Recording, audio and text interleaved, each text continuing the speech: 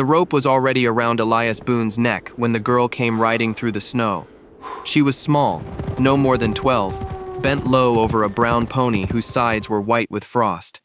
One hand gripped the reins. The other held a torn leather ledger against her chest.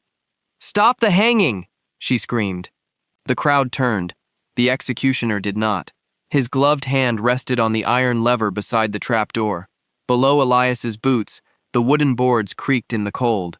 Above him, the rope groaned like an old tree branch.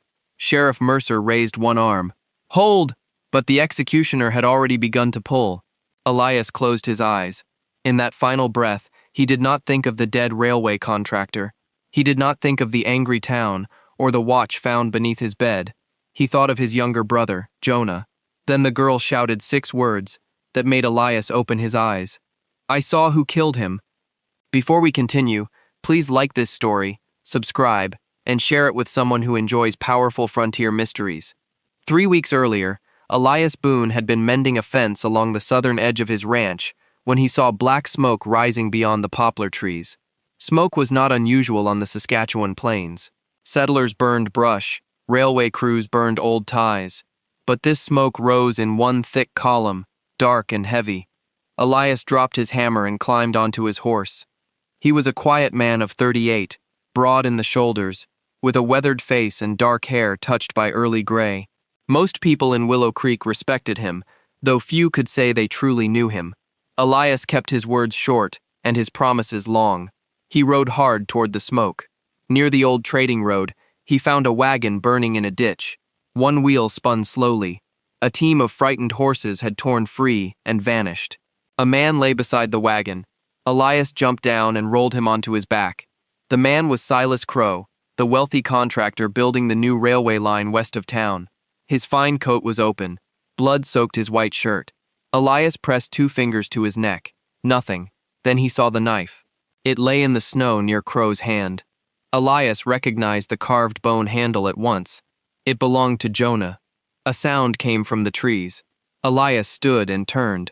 For 1 second, he saw a small figure between the poplars, a girl in a red wool shawl. Then she disappeared. "Niska?" Elias called. No answer. He knew the child. Niska often crossed his land with her grandmother, gathering medicines near the riverbank. Elias had once repaired their wagon without asking payment. He took 1 step toward the trees. Then riders thundered over the hill. Sheriff Mercer arrived with 2 deputies and half a dozen railway men. Behind them rode Gideon Vale, Crow's business partner, dressed in a black coat too clean for the trail. Vale looked at the body, then at Elias, then at the knife in the snow. His face hardened. "You killed him." Elias said nothing. The sheriff dismounted. "Step away from the body. I found him like this." "Then why is your hand covered in his blood?" Elias looked down. Crow's blood covered his fingers. One deputy picked up the knife. "Sheriff," the man said, "this has Boone's mark. Not Elias's mark. Jonah's." But Elias did not correct him. That silence became the first nail in his coffin. The second came that evening. The sheriff searched Elias's ranch house while half the town watched from the yard. Elias stood in irons near the barn.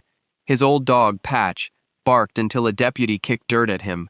Inside, drawers slammed, chairs scraped, boots crossed the floor. Then Gideon Vale stepped out of the house holding a gold pocket watch. Silas Crow's initials were carved into its cover. "Found beneath his bed," Vale announced. The crowd began to murmur. Sheriff Mercer took the watch and stared at Elias. "You still say you found him dead?" "Yes." "Crow bought the east pasture from the land office last month. Land you said belonged to your family." "It does belong to my family." "You threatened him in front of witnesses." "I told him I would fight him in court." Vale gave a cold laugh.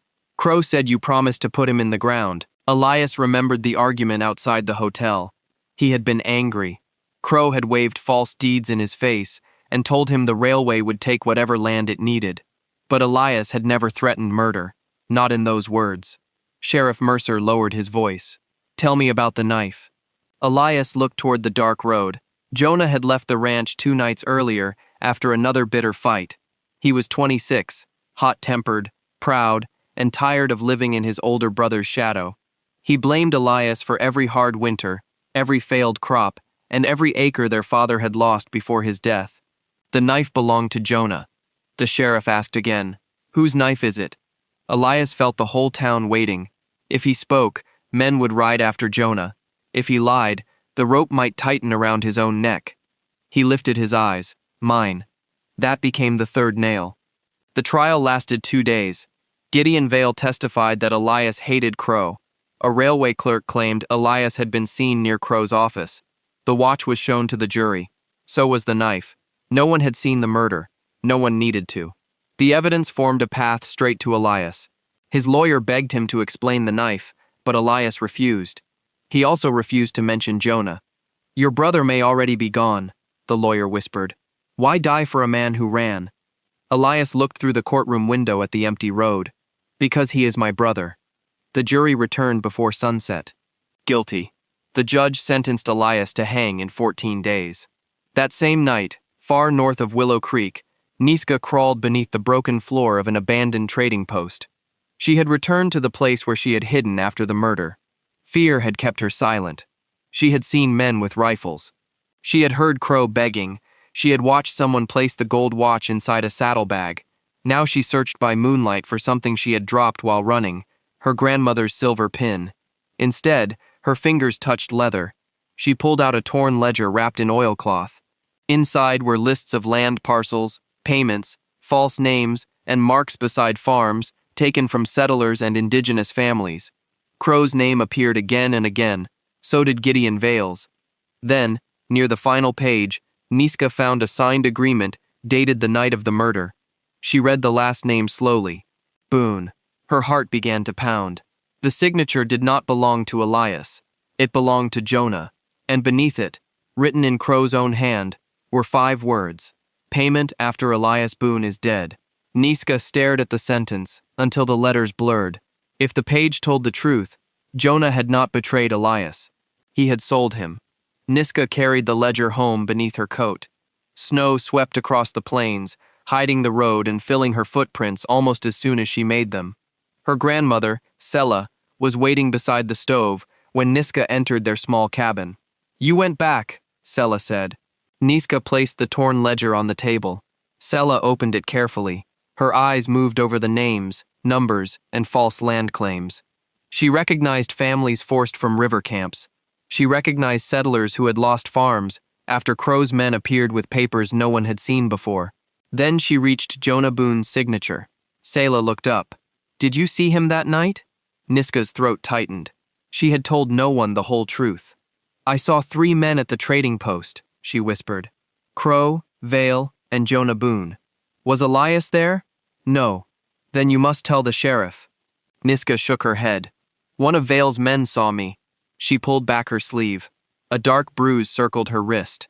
"He caught me near the trees. I bit him and ran. He said if I spoke, they would burn our cabin with us inside." Sela's face hardened, but fear entered her eyes. "They killed Crow," Niska said. "They can kill us too." Sela closed the ledger. "And if we remain silent, they will kill Elias." The next morning, Sheriff Mercer visited Elias in jail. The cell was narrow, with stone walls and one small window. Elias sat on the cot, repairing his boot as if he had months left to live. Mercer placed a folded paper between the bars. "Sign it." "A confession?" "Gideon Vale is demanding one before the hanging. Says the railway company wants the matter settled." Elias raised his eyes. "Since when does a business partner decide what justice needs?" Mercer glanced toward the hallway. "Vale pays the hotel, the freight office, and half the deputies' wages through railway contracts. People listen when he speaks. You listen too?" The sheriff's jaw tightened. "You never believed I killed Crow," Elias said. "I believed the evidence." "That is not the same thing." Mercer lowered his voice. "Tell me whose knife it was." Elias turned away. "Your silence is protecting someone. Your father had 2 sons. Where is Jonah?" "I do not know." The sheriff slid the confession through the bars. "Then decide whether protecting him is worth your life." After Mercer left, Elias read the paper. It said he had attacked Crow over disputed land, stabbed him, stolen his watch, and burned the wagon. All Elias had to do was sign. He tore it in half. That afternoon, a guard brought him a visitor. Jonah stepped into the corridor wearing a heavy coat and a hat pulled low. His lower lip was split. Dried blood marked his collar. Elias moved closer to the bars. Who did that? Vale's men. Why? Because I tried to leave. Elias's hands closed around the iron. Tell me everything. Jonah looked toward the guard. Elias pushed his last silver coin through the bars, and the guard walked away. Crow hired me months ago, Jonah said. He needed someone who knew the ranch boundaries. I thought I was helping survey the railway. You signed land papers. I did not know they were false at first. And later? Jonah looked down. Later, I knew. The words hurt more than the guilty verdict. Crow and Vale were stealing land, Jonah continued. Crow began keeping records because he did not trust Vale. The night he died, Crow called me to the trading post. He wanted to give me the ledger and testify against Vale. Did Vale follow you? Yes. Did you kill Crow? No. Vale shot him during the argument. Crow was still breathing when Vale's man stabbed him with my knife. They had taken it after beating me. And the watch? They planted it in your house. Elias closed his eyes. Why me? Crow planned to return the east pasture to you. Vale needed you gone before the land hearing. Jonah began to cry. I signed an agreement, he said. Vale told me it was payment for guiding the crew. I did not read all of it. Later, I saw the words about your death. Where is the ledger? I thought Crow hid it. A girl may have found it. Jonah's head snapped up. Niska? You saw her? Vale saw her too. Where is she? I do not know. Jonah reached through the bars and seized his brother's sleeve. Vale said if I testified, he would kill Niska and her grandmother. He would make it look like a stove fire. Elias looked at his younger brother. What do you want me to do? Confess. The word hung between them. Vale promised that if you confess, he will leave them alone. He will let me disappear. Elias stared at him. You came to ask me to die. I came because I do not know how to save anyone. You could tell the sheriff. Vale owns one of the deputies. Maybe both. We would never reach the courtroom. Elias stepped away. He remembered Jonah as a boy following him through tall grass.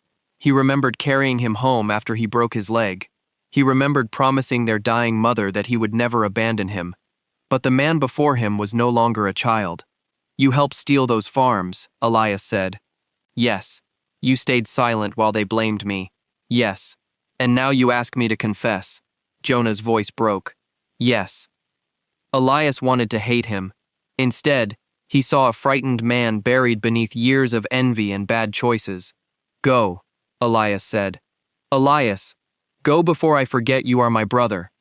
That night, Elias asked for Sheriff Mercer. When the sheriff arrived, Elias placed a new sheet of paper on the table. I will confess, he said. Mercer stared at him. Why? You wanted the case settled. I want the truth. The town will have its truth. Elias signed his name. Before Mercer could take the paper, Elias leaned close and whispered, Find Niska. Vale is hunting her. By morning, copies of the confession were nailed outside the hotel and general store. People gathered beneath them, reading Elias's words aloud. Some called him a coward. Others said the hanging should happen before noon. Gideon Vale stood across the street, smiling. Sheriff Mercer watched him from his office window. The confession had given Vale exactly what he wanted, yet Vale did not look relieved. He looked victorious. Mercer opened his desk drawer and placed Elias's torn first confession beside the signed one. Then he loaded his revolver. If Elias had lied to save someone, Mercer intended to learn who before the rope fell. At that same moment, flames rose from Selah's cabin. Niska woke choking on smoke. She crawled toward her grandmother's bed, but it was empty. Outside, horses circled the burning cabin. A man shouted, Find the girl. Niska clutched the ledger beneath her dress and slipped through a broken rear window. She ran barefoot into the snow. Behind her, one rider lifted a lantern, and in its light, Niska saw the face beneath the hat. It was Jonah Boone. Niska froze in the snow. Jonah Boone sat on the nearest horse, his face lit by the burning cabin. Behind him, two of Vale's men searched the yard with rifles. For one terrible moment, Niska believed Jonah had come to kill her. Then Jonah looked toward the broken rear window and saw her crouching beneath the woodpile. He did not point. Instead, he turned in the saddle and shouted, She ran toward the river. The riders cursed and followed him into the darkness. Niska remained still until the hoofbeats faded. Then a weak voice called from behind the barn. Niska! She found Selah lying beside a water barrel. Her grandmother's hands were burned, but she was alive. Jonah had pulled her from the cabin before the roof collapsed. He told me to send you to town, Selah whispered. He said the hanging will happen at noon. By sunrise, Niska had wrapped Selah's hands and borrowed a pony from a nearby family. She placed the ledger beneath her coat and rode toward Willow Creek. She knew Vale's men would search the roads, so she crossed frozen fields, creek beds, and narrow trails used by hunters. Snow struck her eyes until she could barely see. Twice, the pony stumbled. Once, Niska fell and nearly lost the ledger beneath a drift. Each time she rose. At the Willow Creek jail, Elias heard men building the gallows in the square. Hammer blows carried through the stone walls. Sheriff Mercer entered the cell with 2 cups of coffee. I found Niska's cabin, he said, burned to the ground. Elias slowly stood. Was she inside? No bodies. Elias released a breath. Mercer handed him a cup. Your brother disappeared again. He may be trying to help her. Or silence her. Elias looked through the small window toward the gray morning. I spent half my life protecting Jonah, he said. After our father died, he became my responsibility. Every time he lied, I covered it. Every time he failed, I carried the cost. Why? Because I promised my mother. Mercer studied him. A promise should not demand your death. No, but guilt can make a man confuse sacrifice with love. The sheriff opened the cell. I can delay the hanging. For how long? An hour, perhaps. Vale will use that hour to find Niska. Mercer hesitated. Then what do you want? Take me to the gallows. By 11:30, the square was packed. Men stood on wagon beds. Women gathered near the church steps. Railway workers filled the front rows. Gideon Vale watched from beneath the hotel awning, calm and confident. Elias climbed the wooden steps without resistance. The executioner tied his hands. Sheriff Mercer read the sentence aloud, but Elias barely heard it. He searched the crowd for Jonah. He saw no sign of him. The rope was placed around his neck. Any final words? Mercer asked. Elias faced the townspeople. I confessed to killing Silas Crow, he said. That confession was a lie. Angry voices rose at once. Elias continued. I lied because a child's life was threatened. I lied because my brother helped wicked men and was too afraid to tell the truth. I thought dying would protect what remained of my family. Vale stepped forward. Sheriff, this is another trick. Elias looked directly at him. But silence does not protect people like Gideon Vale. It feeds them. Vale's hand moved beneath his coat. Then a cry came from the far end of the street. Stop the hanging! Niska raced into the square carrying the ledger. The executioner began to pull the lever. Hold! Mercer shouted.